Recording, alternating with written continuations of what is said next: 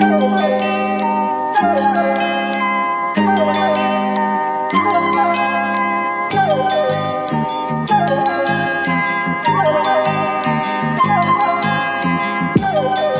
everybody. Welcome to this free episode of TF. It's the free That's one. Milo doing his thing. That's right. It is Riley, Milo, Hussein, and Nate. Hello. Nate. Yeah. Joining us from Hell of a Way to Die.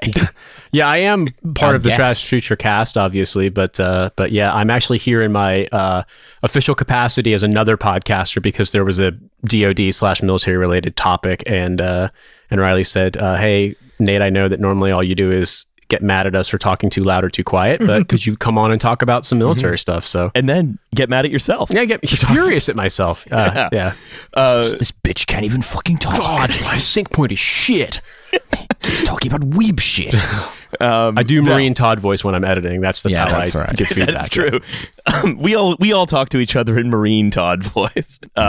We got a few things to talk about today. Few news items, as we said, something in the DoD, and then we've got our option of 2 readings if there's time. Choose your own adventure. Trashfuture edition. Well, you, the listener, don't choose your own adventure. no, you get what you're fucking given, you hogs. You drink the swill that is poured into your trough and you be glad of it. We will be choosing the adventure, and you will be going on it with us. Which it is kind of like a regular book, I guess. Yeah. No, so the first segment, though, I wanted to do a little bit of British politics, which we'll be doing again in the future, which is in the context of having watched a clip from the World Economic Forum in Davos, where some British, sort of like senior British journalist, was discussing the country as now having, quote unquote, gone through its populist moment. That's now finished and over. Oh, okay.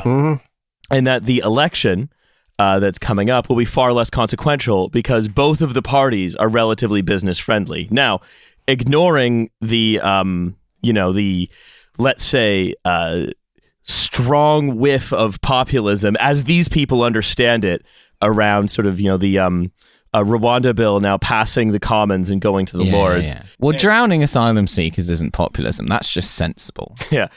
And again, with the concept of the will of the people being sternly invoked by Rishi Sunak, again, very amusing that the guy who was enforced on the country through basically a coronation by the people for whom Britain's most addled home county's racist, that was not a limited enough electorate. Guys, I know I'm not your real dad, but we can be friends. I can look after you. Look, when your mum's away, we can go bowling. We could go drown the asylum seekers together. Wouldn't that be fun? Just like old times. Yeah, so in this environment, there were a few things I'd noticed that were just on the collapsing Britain chronicles. Yeah. Chronicles of Ridiculous. Yeah, the first of which is that Royal Mail. Remember Royal Mail? I know a lot about Royal Mail. Ooh. Oh my God, we do. We send a lot of t-shirts. Yeah, we do. I have to interrupt really quickly with Royal Mail. If it's okay, Riley, to tell my quick Royal Mail side. Please. I bought some stuff from a guy, and he was normally, nothing was different than the previous way of shipping his audio equipment, but somehow Royal Mail decided it was undeliverable, and because his return address was his incorporation address and not his home address, there was a strong risk it wasn't going to come back. It wasn't going to be returned to sender. And I was like, but this is ridiculous. You delivered stuff from him same way a week ago. No problem. Why is it undeliverable? What's going on? And they're like, well, sorry, it's illegal for us to intervene now that it's been called undeliverable. It's going to our national undeliverable office in Belfast, and you can figure out a way to get it from there. And I was just like, the National Unmentionables office. So what you're saying is that if it's deemed undeliverable without a delivery attempt, it has to go to your black site across the Irish Sea on a boat. Yeah, it has to go out of Royal Mail's like legal jurisdiction to Egypt, where they will be interrogating it. Listen, Soap, we're going into the Royal Mail undeliverable black site. Yeah, that was the point. Is that it feels like every British institution I encounter has a black site, like an illegal detention site somewhere. Yeah. It's like Veolia has the bin man black site, where like if you've overfilled your bins one too many times, that's the only place you can black bagged and taken to the bin man black site, tipped into a wheelie bin upside down. So Royal Mail. You should have sorted your fucking recycling. Which, by the way, was Royal Mail, which was privatized. Yeah, it was. Right. At a huge discount. Yeah, which was basically, again, that's good business, by the way. You run any good business. If you want to run the country like a business, you take your infrastructure, your back office, and your stuff that works, and you fire sell it. Pennies on the dollar, then rent it back. Yeah, and also, here's a really clever thing they did. So they got Goldman Sachs to manage the sale, the IPO sort of thing of Royal Mail, and then who bought a huge amount of Royal Mail stock at a 50% discount? Look, who can say? And it's all legal. Anyway, Royal Mail's going to need a taxpayer bailout. Oh, good. Yeah. Oh. So, but it was going so well. Is the black site too expensive to run? Yeah, they're all of the money that they get from like reselling gray market audio equipment that's meant for us specifically. It no longer apparently is able to support. It's a good example of another great British institution that went woke and got broke. Yeah, that's right. Yeah, they went woke by deciding to give jobs to woke boat drivers, boating crews to ferry all the undeliverable post across the Irish Sea for some reason. So, right, it will require a bailout because it is no longer profitable for it to maintain its minimum service levels after a huge amount of cost cutting that has now happened for years to deliver dividends to investors. Oh, Shocking. great. Crazy. Yeah. One of the interesting things that I noticed just because of dealing with Royal Mail stuff with shipping parcels recently is that they now charge you extra to drop off a parcel that you've metered yourself. Which to me is like, okay, the U.S. Postal Service has its foibles, let's be real, but it's still it's one of the rare national things that's not privatized in America. But to me, I was like, but surely it costs more to have the postie fucking pick your shit up and take it.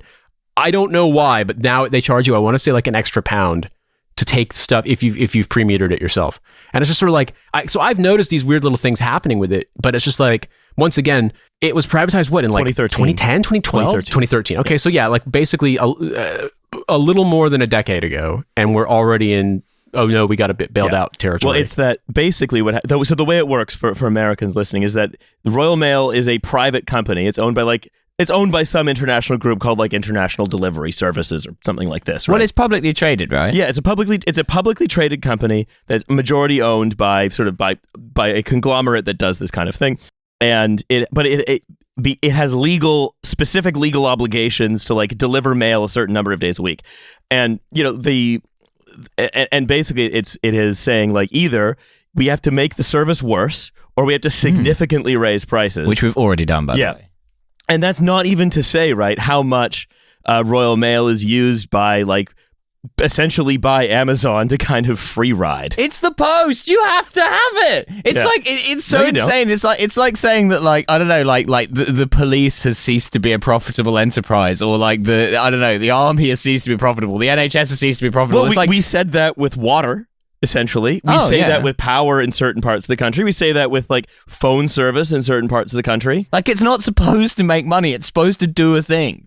I would also point out, like, this is a thing that you see in places in America. Like, I know friends who live in Oklahoma have experienced this, that there are, like, red states in America that have cut budgets in the sort of, like, Grover Norquist-style Republican insane doctrinaire way, and now public school, state school, only meets 4 days a week because they literally can't afford to have kids in school every weekday. Good. And it's the 4-day work week. Yeah, that's right. They've gone woke. Yeah, exactly. They adopted the Preston model in fucking Lawton, Oklahoma. So in a way, it's like, I could foresee that sort of thing happening where it's just, more slow degradation, more reduction in capacity. But as you said earlier, Riley, like it's the same thing because I'm experiencing the sharp end of Thames water and they apparently build sewer pipes out of fucking candy glass, hence the one that collapsed. You don't want to end up at the Thames water black site, my friend. I was going to say, isn't that just Beckton? Yeah, they can fucking waterboard you. The A13 Beckton turnoff. Well, you don't want to smell like that.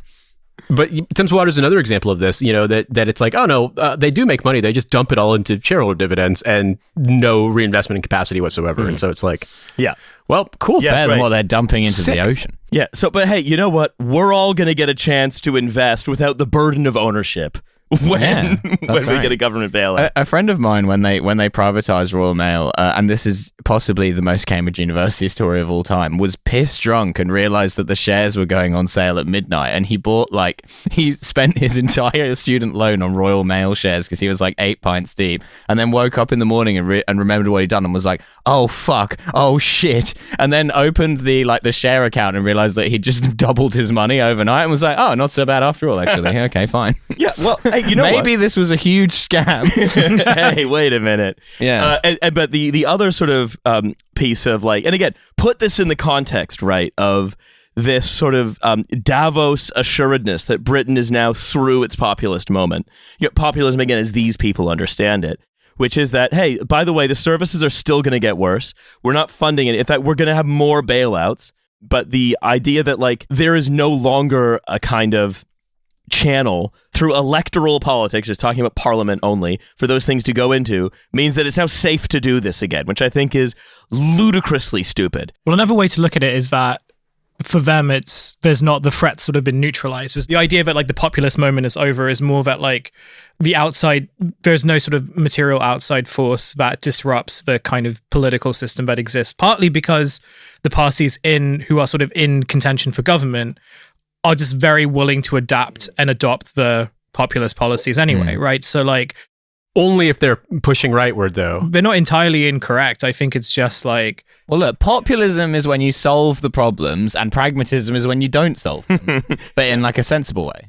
I would also say that it feels like they will adopt them either in letter or in spirit, so long as they are right-wing ones. But there are also positions, political movements, policies that are supported by significant majorities in this country that they will, renationalization is a great example. They're just like, no, sorry, we won't do that. We don't care if you want it. The one time you wanted something was Brexit, and that's the will of the people. The rest, you can fuck off. And it's like, Americans, maybe. Yeah. The XL bullies are being sent to sort post at the Royal Mail black site. That's the new... If you don't pick up your post, they're going to feed it to a dog called Hitler's Revenge. I was going to say, that kind of implies that they're taking all the XL bullies from England and putting them on boats across the Irish Sea like a fucking Spanish armada. With just like toxic fart clouds. That's going to be the border between Northern and Southern Ireland. I was going to say, that's why actually in 200 years, there are going to be so many like Irish and Scottish people who have dog. It's like why I have black hair. Anyway. What, your ancestors fucked the dog? No, I think it's the opposite. I think Scottish toddlers are going to become immune to XL bullies. They're going to become the strongest. Like, it's going to be like the rats in a barrel thing. Like, the Scottish are going to build the strongest toddlers of all time. And they're going to become a menace. The next thing I want to talk about, of course, Rachel Reeves, also at Davos. And in the next bonus episode, we're going to be talking... I'm sure that was an electrifying speech that everyone was really excited to watch. Jesus Christ. We're going to be talking a lot about some of the AI madness at Davos. But...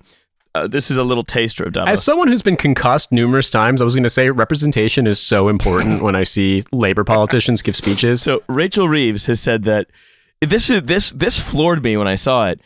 Do you know what podcaster floored by Rachel Reeves' speech? Ordering in perfect English. Yeah. Orders in perfect Swiss at Davos. Yeah. So live Davos reaction. White woman shot Swiss. So here's, I was astonished to see this, but remember, what would we say is the single most successful showpiece conservative policy of the last 14 years in terms of maximizing the stability of the government that's enacting it? Would we have said maybe it's Liz Truss's cut on the top on top rate taxpayers? Is that what Rachel Reeves is suggesting that it is? No, that's what she wants to do. Oh, in terms of actually cementing Tory power, you've got to say like doing Brexit, but that has actually been incredibly toxic to individual Tory administrations. But in terms of keeping the Tories in power in general, great move. Well, I mean, they kind of cracked the whip on their own parliamentary party to get rid of any MPs who would have dissented. But no, it is Rachel Reeves has looked at the last 14 years of Tory government and has said, looked at Liz Truss and has said, we need to give this another go. We're going to give Trussonomics another go. What the fuck? We're going to cut taxes.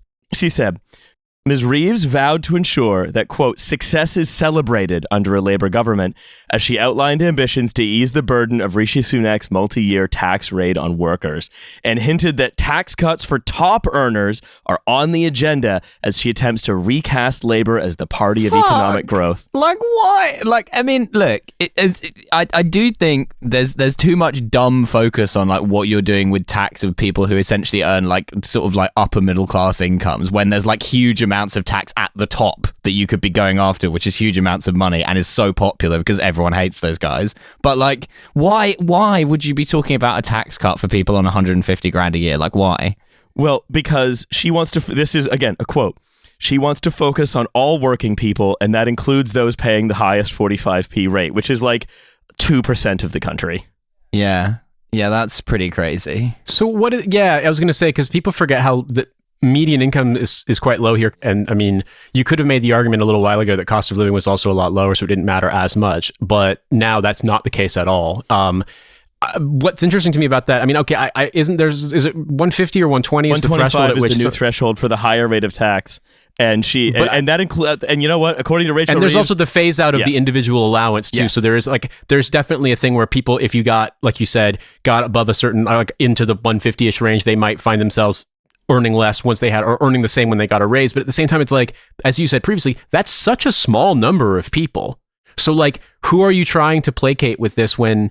It's like, okay, we're aspirational Britain aside, yes, but like you can look at the math and be like, it does kind of look like only 2 in 100 Britons earn this much. It is a knee-jerk reactive thing. It is quite literally a kind of instinctual reaction when asked a question to just answer in that way.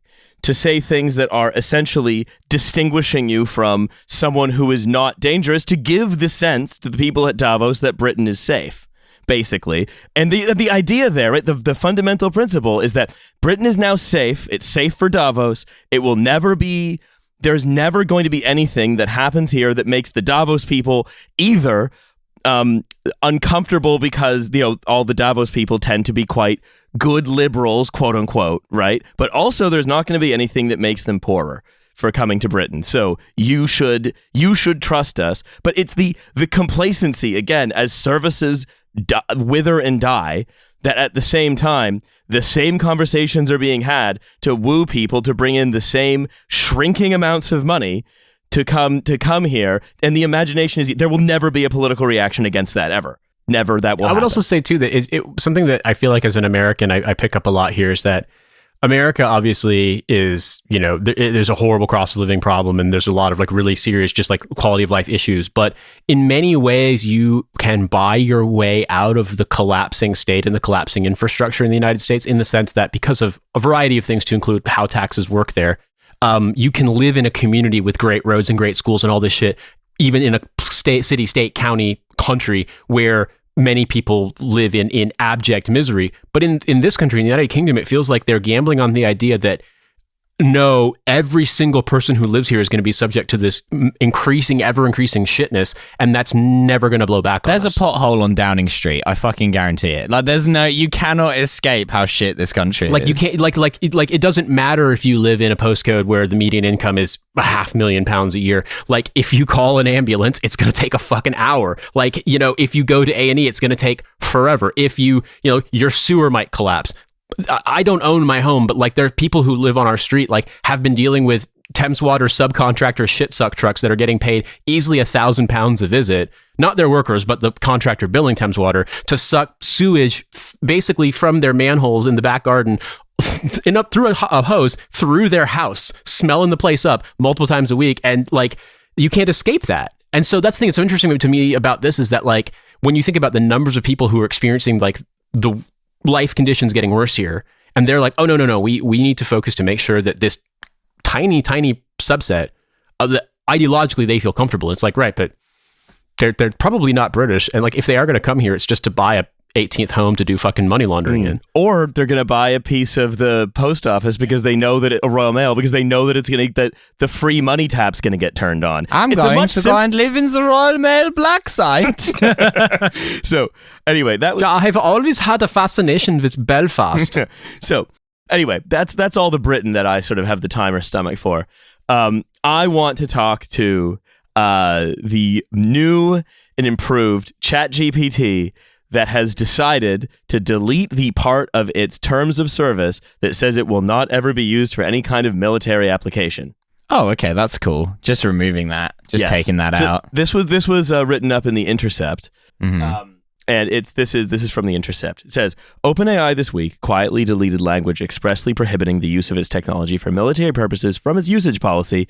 Up until January 10th, its policy included a ban on activity that has a high risk of physical harm, including specifically weapons development and military and warfare. And now what they have done is two things. Number one, they've deleted that policy. Number two, they're now working with the U.S. Department of Defense next day. And they said, no, don't worry. Don't worry. We're not developing some kind of an autonomous killer drone. No way. ChatGPT drone would be hilariously ineffectual, though. What I want, though, is ChatGPT drill sergeant. Like, listen up, maggots. As a large language model, I cannot tell you that you do push-ups like you eating pussy, but that is, in fact, what you're doing. How on fucking earth? Milo has remembered one of my stories yet again, where there was this insane sergeant major hazing these lieutenants that were about to go to ranger school, and he was just like, "Man, what the fuck kind of push-up is that? You look like you don't even use those muscles when you fucking. You can't even do that right." And that's just lodged in his brain. It's going to replace an important childhood memory. Well, that now we've automated him. So one of the things that I saw reading the article that you linked to, Riley, was them talking about using this specifically to parse information for stuff like translating source materials, analysis, things of that nature. But like, if my brief forays with fucking around with ChatGPT are any indication, like the degree to which it just wholesale fabricates stuff when it doesn't have the answer, or it tries but it's so off. To me, I think about this like, I don't know if this is, it's sinister, but also it kind of, to me, seems like an opportunity for them to waste more money on a thing that like just will not work. And you and I, all of us know, the thing that brought me on the show as a guest and then, eventually led to me becoming a co-host and the producer was other military technology that I'd seen in real life that fundamentally did not work, but that they had dumped a ton of money into procuring. So I'm interested in like how they foresee this, because on one hand, there is like, reams and reams of stuff that has to get processed when they would, for example, do like intelligence collection, at least. And then that's, I only saw it at a relatively small, like low level, but you imagine that much higher levels, tons more stuff. But this thing kind of, I don't know, like my story about using it and asking it to cite books about a historical figure, and it just made up all of the titles. Like, I'm interested in how this would be envisioned to work, because clearly as like a weapon system, like a drone, a UAV, something like that. No, I cannot foresee that doing anything besides just being a disaster. But I could foresee them using this for a system and passing that kind of muster until it got to the end user, and then it's still a disaster. But then it's in deploy, it's in use. We've used this bug to intercept audio of Iranian military training. We've had it translated by ChatGPT, and then it's just like, you're doing push-ups like you're fucking, and you don't even do that right. So, well, you may say that, Nate. However, I have a quote from a deputy defense secretary here saying that AI is part of a comprehensive warfighter-centric approach. Yeah, they're fighting the warfight. Sorry, fight-warring-centric approach to innovation. Yeah, we're in the fight war with the warfighter. That Defense Secretary Lloyd Austin and I have been driving from day one. I'm concerned that it might have given Lloyd Austin some kind of terrible condition. I was going to say, Lloyd Austin is actually AI now because his corporeal form is currently in a hospital. Stone cold Lloyd Austin. Yeah, because he's dead, and they pretend that's not true. Yeah. So right, the out cold Lloyd Austin. They say there's a lot of good there in terms of how we can use large language models to disrupt critical functions across the department.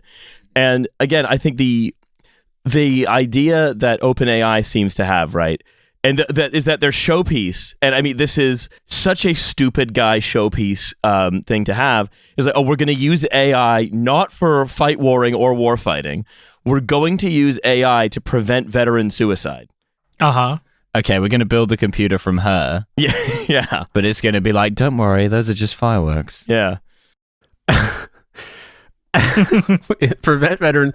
So something that I think never gets mentioned, unless you really dig into the weeds of analysis on this, is that when that number that would get cited often of 21 veterans commit suicide a day, the overwhelming majority of those veterans committing suicide are in the same demographic that is also the most predisposed to suicide in America, and that is white men over the age of 55.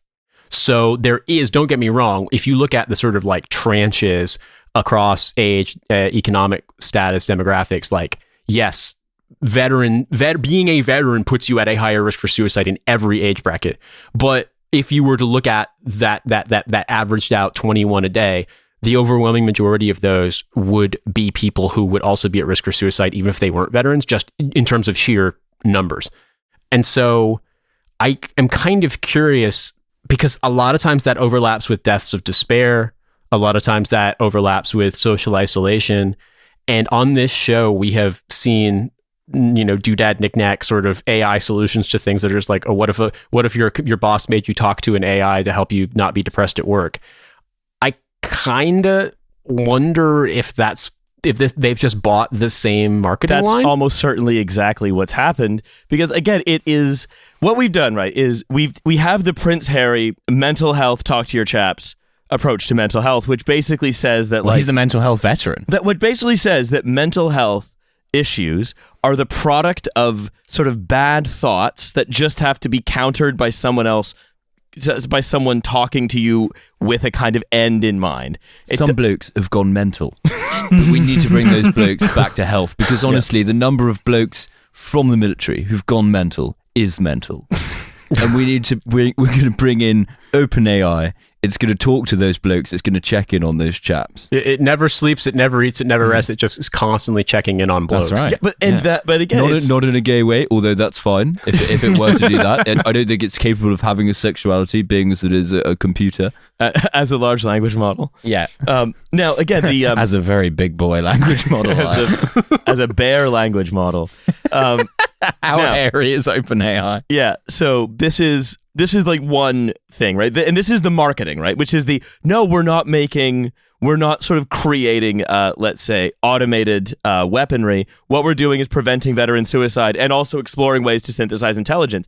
But the problem is, when you actually know how AI is used to synthesize intelligence in war, and I've done some looking into this as well, what it does is the AI system becomes almost inseparable, for example, from the artillery system. So if you have drone spotted artillery, right? What will happen is, let's say you're an artillery crew, you have drone spotting, right? You have a certain number of times you can fire before you have to move. Right? Yeah. And so to guide that with AI, what you're essentially doing is having the calculation of where of your shot correction. That kind of happens in between the drone and the artillery crew, and the gun itself will automatically correct. Right? I would be horrified at the idea that the gun would automatically correct, just because of, just thinking about real life applications. But so what you're basically saying is this envisions sort of a drone that kind of functions as a spotter, and that is able to tell them, like what you call an observer, Having done because this is like the thing that I'm most worried about. Having secretly been in the military in Canada and done some ops, done some black ops shit. Having spent a lot of time in the Donbass with my wolf name. The gun's correcting itself. Meanwhile, we're having a rip. Yeah. So, any case, but then you say, oh, well, no, that's not that's not part of the weapon. That's part of the spotting. But if the spotting is so integrated into the weapon, then you're saying, oh, we're just doing intelligence synthesis, when what you're really doing is, in effect, you've more or less automated a gun. Yeah, I'm thinking about this kind of a thing. At the end of it, like, you're gonna have to number one, I think, like, the kind of skeptic thing, not saying it's not happening, but rather looking at that application, like, that also introduces another point of failure into it. Also, let's be real, like, if this becomes integral in this kind of specific example, then, like, the obvious solution is, well, then fucking shoot the goddamn drone down and then make these motherfuckers do math, because they don't normally have to do that. I know that the teacher is like, you can't use a drone on the test because if you don't have a drone? We have got excellent plan. We are going to force Americans to do math. They have only been to school 3 days a week, and it was paid for by Wendy's. Mostly they were calculating number of burger nators you could fit in child. I'm just imagining this idea is like, oh no, like, well, but if you've automated the gun, does that mean that, like, there isn't the capacity for a crewman to come up and pull the lanyard and fire it? So basically it's like, oh no, the Wi-Fi got severed between the drone and the automated gun. It's like, I realize that is also known as how the Israeli military did its border wall, but I don't think it's a very good idea. And this kind of implies, because in thinking in my mind's eye of, like, how an automated thing would work, to be able to fire a howitzer and then reload another one is going to be bigger than an autoloader in a tank. So It's I'll huge. tell you this. Sergei Nikolaevich, у меня very good news for you is the American artillery gun has gone woke, which means it will not fire on us if we black up, which fortunately we already have, just for fun. So, well, I'll tell you. I mean, like, I realize this stuff might exist and I might be just kind of spitballing and I could be very wrong here, but I'm just thinking about it. I'm like, to me, I don't know. It's just like, after having used like radio systems that there's like, oh, it's super secure and tactical. It is like, and it doesn't work. And we're literally texting because it's the only way we can fucking communicate. Like, this sounds like a disaster. This sounds like a fucking nightmare. I mean, integrated as a thing that, you know, that gives you an additional capacity, fine. But like the idea of having it all be kind of one thing that has to work together. That's the funny thing. The thing that makes it not an automated weapon system is that a guy still has to pull the lanyard, and because otherwise OpenAI would be building automated weapon systems, which it does not want to do. Yeah, you don't want to do that. No. And again, you don't wanna do it's that. not necessarily even OpenAI themselves that's doing this kind of activity, but there are other similar AI companies that are offering this service largely to the Ukrainian military. Oh, good. Yeah. Dialing in the artillery in the Gibbo group chat is a very funny idea. Yeah. Just being like fire for effect and everyone's replying with like the penis picture. I mean, you know that's a thing that happens in troop group chats already. That fire for effect, and everyone drops a dick pic. It's just like, that's been done. Like, that hypothetical example, like someone listening is just like, oh yeah, that was us last week. It was a laugh riot. Anyway, Splash coming in 3, So- 2, 1. but And this then splash it's all over, just splash out. pictures of loads. so this God damn it. goon out. Yeah, that's So this is but if you want to think about like what this represents, right? To me it represents the ongoing hollowing out now of the parts of the state that we don't like. Yeah, artillery crews, the backbone of the fucking state. Yeah, exactly. Fuck those guys. Yeah, but the whole idea, and again, when I was watching all the speeches at sort of panel events at Davos. One of the other sort of panelists was this guy Mike Rounds, who's a Republican senator from South Dakota, who was again saying like, Mike Rounds, the inventor of the bullet. We're very excited to sort of introduce AI throughout the American healthcare system. Like, the whole promise now, and this is happening both in the UK and the US, is just every inconvenient person you have to deal with, whether that's in a part of the state that helps you or a part of the state that blows people up, is just getting hollowed out.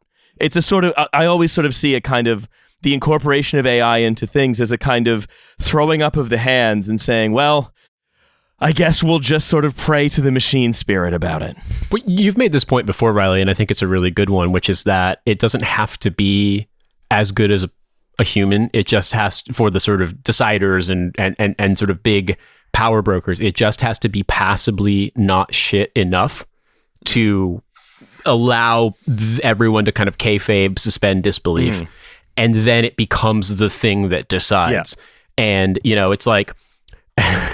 I've encountered this. I don't want to list off the various indignities, but I've encountered this so many times lately with things where automated systems fail, and like this massively complicates a process that wouldn't be complicated if it just could be, if a human was the first. Oh yeah. If you've ever dealt with every parcel delivery, you will know this pain where there is not a single person you can speak to. All you can do is email their CEO. And that's the dream, right? That is the dream represented by AI, which is that the only person is the CEO, and he or she is able to just exercise their will via a series of talking we're computers. finally going to make CEOs earn the fucking, like, you know, £10 million a year that they earn by responding to 15 million emails every day with people going, where the fuck is my parcel gun? Before we move on, though, the other thing I do want to sort of go back to is I never like to say AI is always bad for everything. There are some things that it's effective at.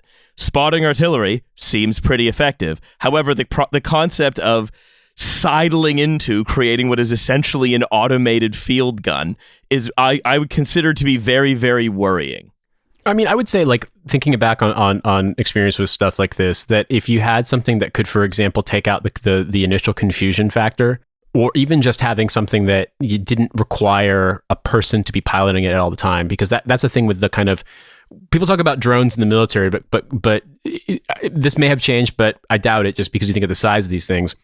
Typically, when you have what they call UAVs, unmanned aerial vehicles, they're either very, very large and they're like basically small planes being piloted remotely from fucking Nevada, and they're huge, or they are like way beefed up and way more expensive toys that are being used at the lower level, where someone has to be trained up to pilot it and is constantly piloting it. And like, for example, I remember the ones we used were really susceptible to radio interference, for example.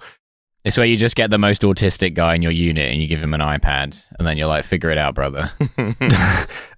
And so what I would say is basically like, yeah, if you have a thing that then it can competently function without having to be at someone's job, you could see how that would be useful. But I'm very weirded out just because, like, I don't know, having encountered this so many times with stuff both in the military and then also later as this stuff proliferates in the civilian world, where it's like, it's shit and it causes more problems than it solves, and solving the problems it causes becomes a bigger job for more people than that original job that was just a guy's job. Oh yeah, no, we're like, I know the future of jobs everywhere, which is just kind of, it's yours only going to be one skill, and this isn't just for the places we're talking about. This is going to be for everything, which is how well can you get the thing to spit out what you needed to spit out with the fewest number of corrections that will be required.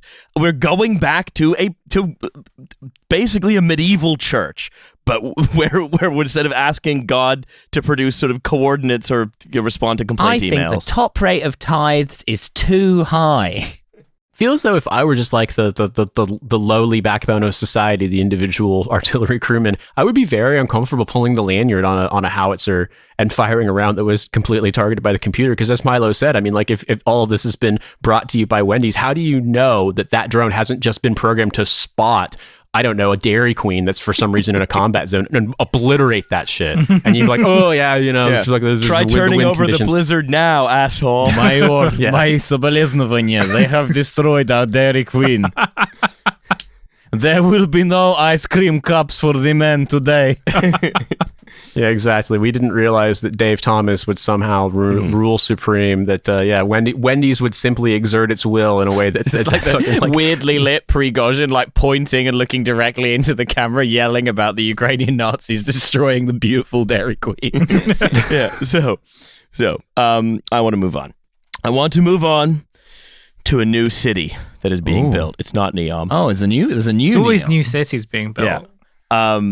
That's right. This is a city within a city, actually. Oh. Imagine a city within a city. Yes. Imagine a city. It's sad because when you first introduce these, it's always like, oh, this is like some, Jorge Borges, Italo Calvino shit. And then it just winds up to suck.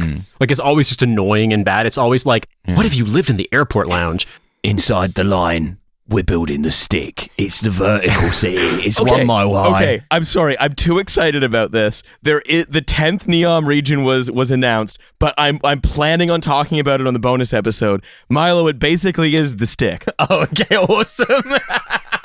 It's the line, but into the ground, like 1,000 sub basements.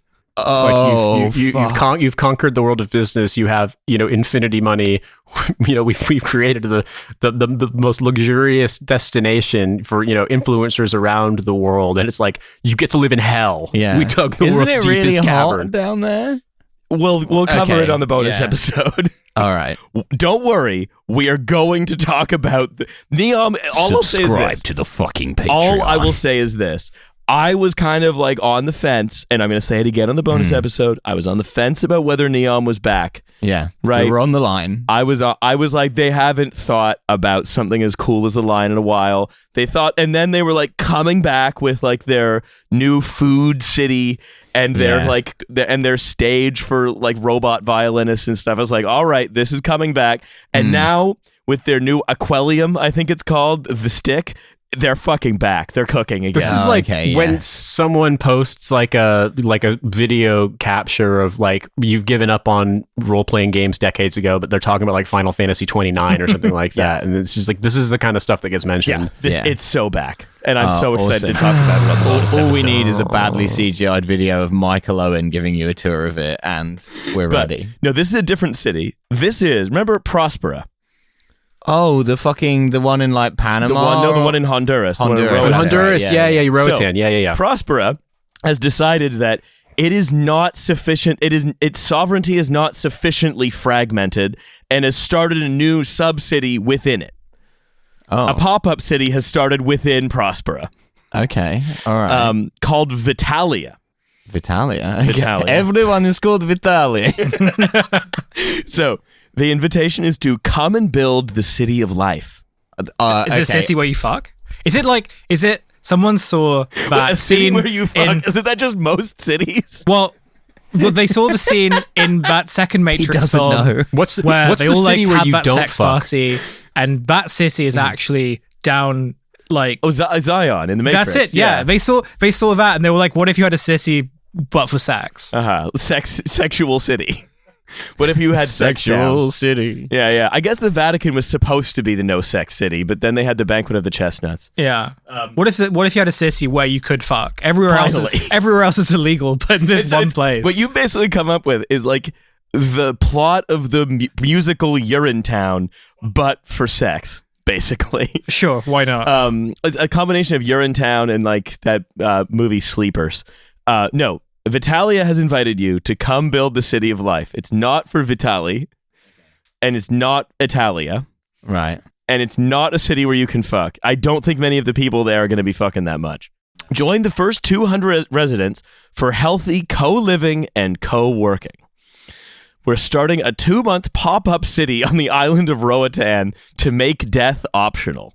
Fucking whoa. That's an incredible end to a sentence. Like up until that, this could have been the blurb for just like any WeWork, but like now we're cooking. What if there was a WeWork that was a city and you weren't allowed to die in it? Make death optional is fun though, because it implies that like they're not making death a thing of the past. Like you can still die if you want, but there's an option to not, which is a fun hinterland to be in.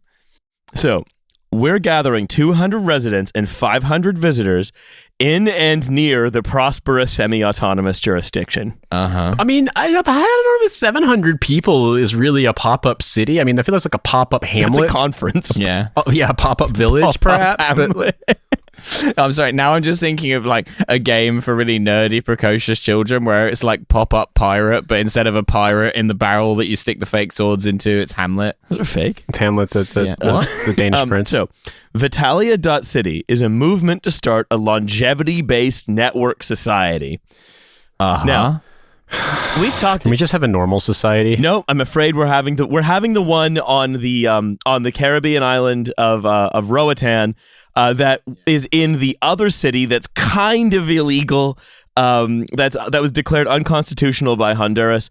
That's now the subject of a big lawsuit where basically that Brian Johnson, the strange man with the weird face, Brian Jonestown. Yeah. the one who looks like the one who's taken so many anti-aging treatments, he looks like a haunted doll. He is a celebrity in this pop-up city conference. Awesome. Okay, that's good. I mean, at least 150 years ago, when weird Americans went to Central America to create like their idealized vision of society, like they wound up getting fucking executed by the British for, I don't know, piracy. Like I'm thinking of William Walker and the Kingdom of the Golden Crescent or whatever, the what they call them, filibusters, when a guy from Tennessee for some reason was in charge of Nicaragua.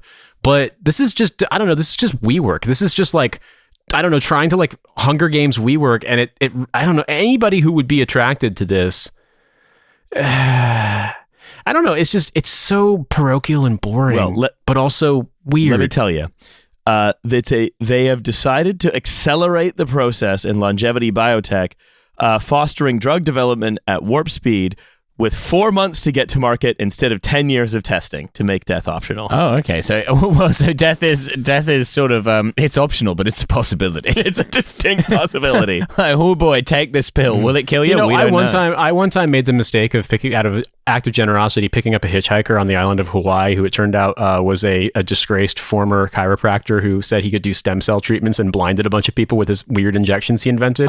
And he was completely insane and said that he was going to build a former chiropractor is just such a funny, like, even in the world of chiropractors, they were like, no, buddy. You're too weird and quackish. Yeah. he's like, I want to share you my art. And it was just this incoherent fucking pamphlet. And he said he was going to build a city floating in the middle of the Pacific that was powered by the nuclear effluent from the Fukushima disaster. And also he said the Holocaust didn't happen. And that guy had a more cogent business plan than this. Well, that guy would be right at home here. It says, he might be there already. We don't know. Vitalia is know. not just an intellectual exploration, but a call to action. All residents are also builders and are encouraged to set ambitious goals. They've built Builders Valhalla. They're all there. Everything is cash in hand. That's right. We're immortal. We don't believe in gods. We're no masters. What we've done is we've built heaven on earth. None of us will ever die. Everything's cash in hand. We're outside the reach of the tax man. Build whatever we fucking want. Supported by pitch competitions, crowdfunding, and legal advice. Oh, they're going to need that. Vitalia. I'm just imagining like a rogue colony of builders basically doing Fortnite nonstop on a Caribbean island, just like it's just like illegal extension at a right angle to an illegal extension. It defies gravity. An international coalition force has to be sent in to finally defeat the rogue builder colony. So Vitalia's program is structured into 4 bi-weekly themes. Mm-hmm. First, longevity and human improvement. Right. At least that makes sense, right? They talk about bioscience, healthcare, economics, and so on. Sure. The next one, exploring the social aspect of cryptocurrency technology. This is a life extension conference, and you're like, crypto. We gotta have Bitcoin involved for some reason. How are people still doing this? This is like going on about Betamax in 1998. I forgot to include this, but the other Rachel Reeves's other big thing from Davos was welcome. It was a big meeting with the COO of Coinbase, being like, "We encourage you to come to the UK." Awesome. You're like, yeah, Great. Perfect. Let's Fire it bark up. up that tree again. Now, AI and technological progress, a deep dive into the potential of AI solving the problem of modern life in nearly all areas of industry that focus on the broader implications of this technology. This includes an 80-year history of AI, the final technology. The final technology. Yeah, we built God, and so that's the final thing. I see. Okay. Yeah, every other technology will be invented by the AI. We won't understand it, and we won't need to, because we're going to be the Eloi, basically. But also, like, what was the AI from 80 years ago? Because there's like a cuckoo I clock. think they were probably talking about like the Turing letter, like the initial idea that there could be this thing. I'm sorry. I didn't realize it was serious. I'm too fucking stupid and have never read a book, so I do apologize. We built the final thing of all, God himself, and now he's bent to our will. But it turned out we had to build one more thing because he wanted an extension. Well, you know what? When God tells you to build an extension, even if it's illegal, do the same thing as the gun crew when the drone spots a fucking Dairy Queen. Let it rip. Yeah, he wanted cornicing. I told him it had gone out of fashion. It was a pain in the ass, but he was quite insistent. So God insists you pebble dash his paradise. So God wants to live in a fucking terraced house from Britain in the 60s. So benefits include healthy food available. Brian Johnson's breakfast is going to be on offer. Brian Johnson's breakfast. That sounds like a Dandy Warhol's album. I'm sorry. Like what? Well, you've made a right Brian Johnson's breakfast to this. Why would that's very funny. The Dandy Warhols would have made an album that was essentially called the Brian Jonestown breakfast. Because they're like in a fucking feud they with knew them. that they hated them. They hate each other. Yeah. So healthy habits, including saunas and cold plunges with accountability partnerships. Why? Someone will bother. You've not been doing your time in the sauna. You just went to the sauna. You didn't do the cold plunge. Come here, big boy. I'm telling. Self-experimentation. Can this just be an orgy, please? Like, is this all just cover for an orgy for like a weird sex That'd be party a lot amongst? better. Like, this is what a LinkedIn orgy that's it does. covert It feels looks like it feels like this wants to be a sex thing, but it's because it's not. It's like the most uncool thing. Well, I hate the sauna accountability program. I hate it when my uncle sends a letter and says, "Oh, be sure to have 2 of the biggest men on the island drag him into the sauna and then hold him down in the plunge pool." I suspect my speedos will come right off. It's sort of like the converse of Hussein's previous statement. Like, you have in fact created the city where no one fucks. no. Yeah. This also includes self-experimentation and self-clinical trials, including gene therapy. So yeah, you can. We've got this great chiropractor from Hawaii. Yeah. He's gonna help us out. Yeah, it's finally you're going to be able to do like the race transformation therapy from Die Another Day. Yeah. Oh, there's one other thing. I remember I googled that guy's name, and not only was he a disgraced chiropractor, but he was the landlord of an apartment building that he'd never maintained, and it collapsed into the ocean. I'm dead serious. Awesome. That is pretty Sorry to distract with my asides, but that's who I envision as the overseeing clinical trials. He flew in from his floating city in the middle of the Pacific, powered by the nuclear effluent, and he's helping build whatever this is. Yeah, look, this is why one of the many reasons why I always love a Nate drop-in, because we learn something like the chiropractic hitchhiker, and it makes my life better for hearing it. So, Montessori school... Thomas Pynchon novel-ass. Montessori school is available. Okay. I'm just kind of an unassuming guy, and I just encounter these fucking people, and they start talking to me. Okay, I can't help it. It happens. 100% crypto economy available if you want. Okay. I mean, that doesn't really make sense. We will harbor renegade life scientists, artists, biotechnology engineers, and entrepreneurially driven community of people who cherish. You know you're losing your eyesight to the chiropractor with That's that one. a renegade life scientist.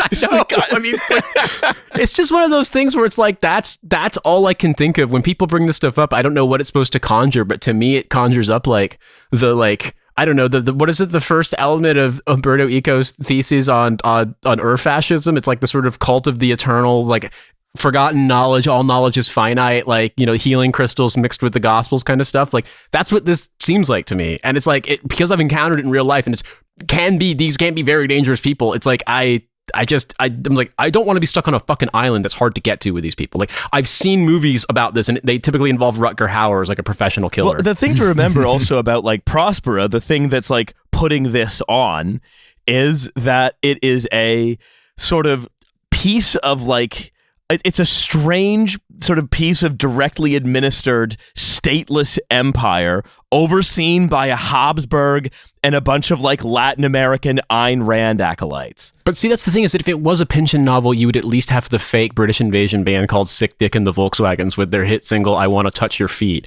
And it's we don't get, nothing is funny about, like, it's unintentionally funny, but nothing is like, it's not quite that absurd. It's just, I don't know, like, I don't want to sound like a broken record, but it doesn't quite reach that threshold. It just sounds annoying, but also very unsettling. So I want to finish up with reading an article, and like I promised, we can choose our own adventure with this one.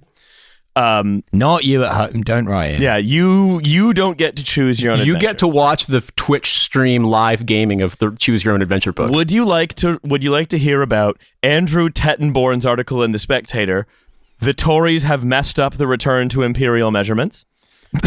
Or it's a good start. It's going to take some beating. Or would you like to hear Sam Ashworth Hayes write in the Telegraph, let's let Amazon run the NHS to cut waiting lists?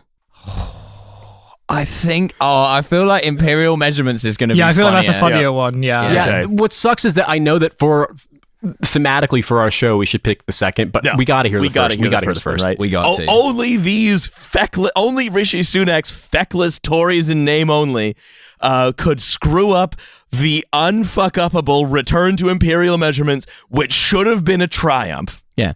Tried to get a cubit of MDF the other day. Didn't even know what that was. I'd brought my son with the widest arm span along as well to get a good deal. I was like, it's like you're not even familiar with the works of the pharaohs. I tried to buy a cubit of MDMA. All right.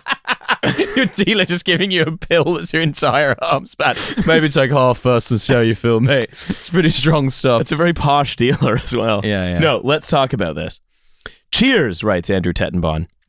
Cheers to you, Andrew. Yeah. You will soon once again be able to buy champagne and wine in pint bottles. Winston Churchill's favorite measure. Also, that wasn't Winston Churchill's favorite measure. Winston Churchill's favorite measure was enough to kill me minus a little. Surely he would be drinking like a Nebuchadnezzar of champagne. Winston Churchill's favorite measure. I don't recall. His favorite measure wasn't a pint of champagne. It was 10 pints of champagne. Yeah. But also, wine bottles have always been the size that they are. Well, they used to have options to have smaller ones. You can buy Why can't a you have half those bottle now? of wine. Why can't you just decide I'm weird and British and I want a 568 milliliter bottle of But champagne? a half bottle of wine is a little smaller than a pint. Yeah. The only thing I would welcome. No one has ever done this. The only thing I would welcome in terms of changing the measurements of how we do drinks in the UK is related to my love for Australia. I love that there are so many options of beers you can get in Australia. A schooner is the perfect amount. A pot, a scooey, Yeah. a long cock, whatever. But that's not what's being proposed here. No, I'm from a country that uses imperial measurements, and it's just I don't understand what this weird it just wine seems is not inconvenient. British. Making wine in Britain is a relatively recent development. We've always imported wine, so it's always been an international measurement. So, it will be possible for the first time since an overbearing common market essentially put an end to its practice in 1973. This is very good news, and I'm certainly looking forward to drinking my first pint of fizz, the ideal unit for one person over dinner. Jesus Christ! Drink it out of a pint glass you stole from a pub too. Just do it. Yeah, Just one of go those all ones out. with a handle on it. It's got to be. Mm-hmm. Yeah. But look further, and any satisfaction may well vanish in much the same way the bubbles in your celebratory glass might. In the same way as your wife does, due to your drinking problem. As the same way the bubbles in your celebratory glass might if you put it down too long. How this whole affair of reintroducing imperial measurements has been handled is a horrible sign of a flailing Tory administration that has lost its way. But bringing back imperial measurements is a horrible sign of a flailing Tory administration that's lost its way. You fucking cretin! You can't complain that the stupid policy that they're doing for no reason hasn't been done properly. It can't be done! Also, you still use imperial measurements for stuff like miles per hour and distance. It's such a hodgepodge here in the first place. You buy a pint of beer at any pub. It's so I don't know. I get it. I intellectually I get it that it's grasping at this vision of lost imperial glory and whatnot. But it's so stupid and petty, and who cares? Is it really gonna make people's lives better? If it's oh, cool. Like you said, I buy MDF and it's 1 inch thick instead of 25 mils. Who fucking cares? Even though compulsory use of metric measurements, a quart in that twink. Even though compulsory use of metric measurements may have played a large, if subliminal, part in the Brexit saga. Good. This is not an end to it. It has merely become a small piece of gesture politics. I hate the gesture they had a brilliant opportunity to bring back pints of champagne, and yet they did just gesture politics with it. Crazy. How did this become gesture politics? I was excited for the meaty, life-changing proposition of bringing back wine sold by the pint. That was going to have a real impact on people's lives. Outside the fairly rarefied area of still and sparkling wine, the corpus of mandatory metrication remains. The corpus of mandatory metrication. Fucking Mars Volta album. Right. We still have the requirement to deal and count in metric units, with everything else essentially for play only. That's right. You should have a soft play area economy, Andrew Tettenbaum. Fine. Who fucking cares? Yeah, No one requires you to do fuck. You're a columnist. You know, you're not a greengrocer. You don't have to measure stuff out for people. If you want a pint of wine, you can pour yourself one in your house and then deal with the consequences later. So, if your butcher weighs you out a pound of rump for old time's sake, he must make it clear that any imperial units are for information only and less conspicuously marked on price labels and the like. For those of us who fought to get rid of nonsense of this sort as one of the great dividends of Brexit, this looks like a piece of serious shortchanging. I buy meat from a guy, not just a guy on the street. There's a butcher up the street from us, and it's been there forever and ever. And if I ask for a pound, I just get a pound. And typically, if I ask for a pound, I also get a diatribe about this country's going to the dogs kind of thing because I'm American and we use imperial units. But it's not as no one's jumping in and fucking doing a disclaimer. He's not allowed to say this. No one. They have a woke, blue-haired bureaucrat who says that who gives you the metric. Yeah. Ursula von der Leyen works in the butcher. 400 grams. Yeah. Approximately. Yeah. Exactly. Yeah. Donald Tusk is running the butcher on Old Kent Road. Yeah. Exactly. Yeah, that's right. So, All of this is a betrayal of what should be the Tory principles of freedom and nurturing existing institutions. The conservative case for leaving the EU is sound precisely because of the principle of the absolute supremacy of law, relegated parliament, blah, blah, blah, blah, blah. My brother in Christ.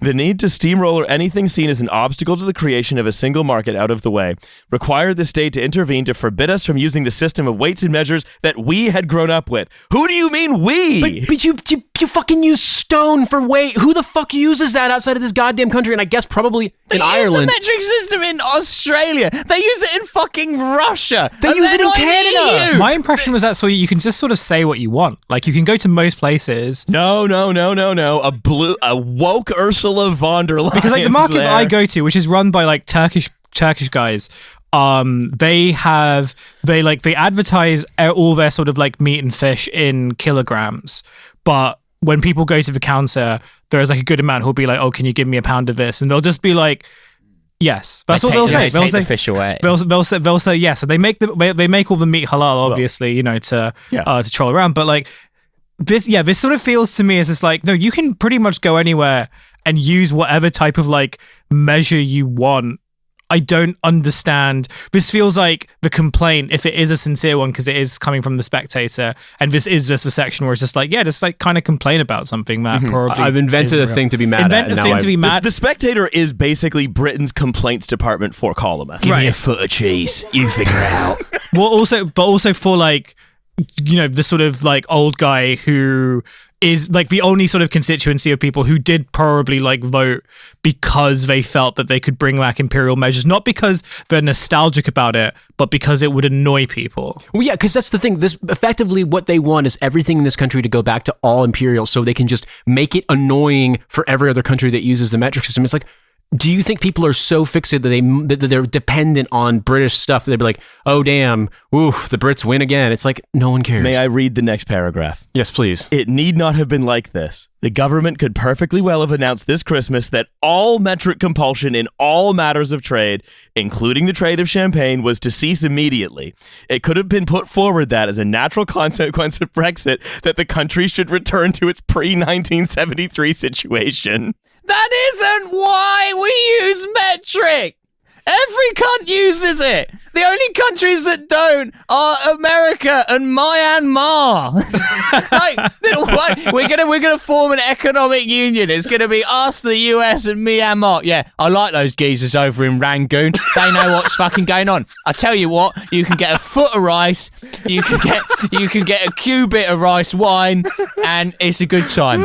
But I like a good junta myself. What I think is really funny, right, is one of the core elements of what you might call state formation, right? That when states formed, as they currently are, out of like the feudal patchworks of land holdings, one of the main things that happened, that's the difference between states and things that were like states but pre-states, was the introduction of commonly understood weights and measures in a territory, which means if you're in France, you can, in whether you're in like Bresse or you're in like Avignon, a kilogram is a kilogram. Like that is one of the major parts of state formation.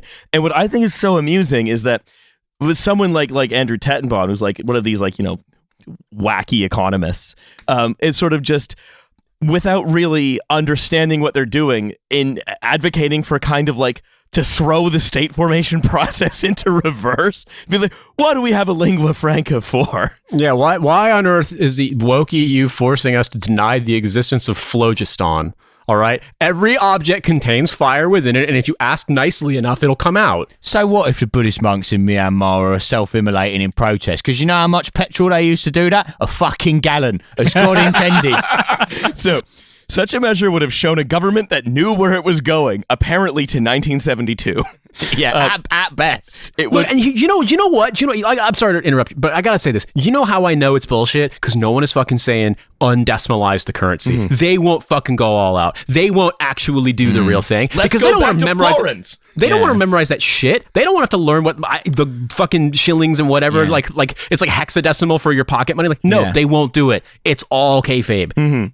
So. Well, he says, switching to fully imperial measurements wouldn't even have involved a logistical difficulty. After all, electronic scales are just as happy in metric and imperial. So why did this not happen? We're told that in a public consultation, 99% of people said they were fine with metric units, but that consultation certainly doesn't appear to have been widely publicized. In any case, the result of any such exercise depends on the questions you ask. If it had quizzed respondents directly on the essential issue, whether people should be free to deal in imperial measurements, who knows what the outcome might have been. But that's what it is right now. You can go anywhere and you can basically use whatever type of measurement you want and it will broadly be fine. Like, there will be certain times when maybe it's a bit tricky, but you can, for the things that you want, you can go to a pub and be like, can I have a pint of wine? And the guy will look at you in a really weird way, probably, but will still give you a pint of wine. Yeah. Right? I want a fucking brace of baby bells.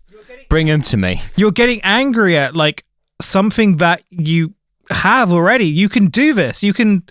Nothing is stopping you from going down to the pub and asking for you can live your life this way. You can go to a pub for some reason. You can go to a pub and ask for a yard of wine or whatever the fuck. Like, I don't understand what you're angry about. I'd like one football field of cider, please. Okay, this is the last paragraph. With people like this referring to like Keir Starmer and Rishi Sunak in the background, perhaps it's not surprising that on issues of principle, like the right to deal in the measures you prefer should play second fiddle. Regrettably, whichever party is in power, the technocrats are in charge.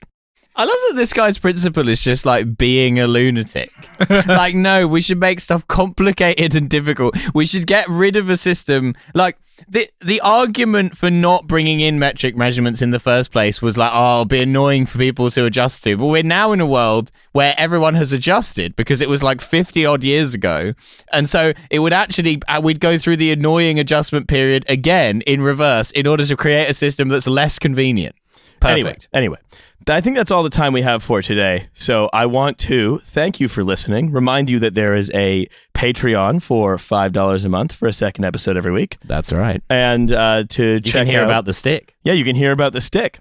And to check out Milo in Australia, you can go to his website for his various tour dates. Oh yeah, there's so many tour dates. Yeah.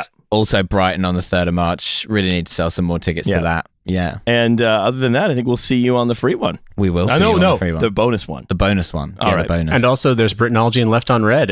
So you get lots of bonus content on the Patreon for $5 a month. So there's a link in the show notes for that if you want to sign up. We did Ali G this month. We did. Fun. All right. That's right. All right. Anyway, we'll see you in a few days, everybody. Bye. Bye. Bye.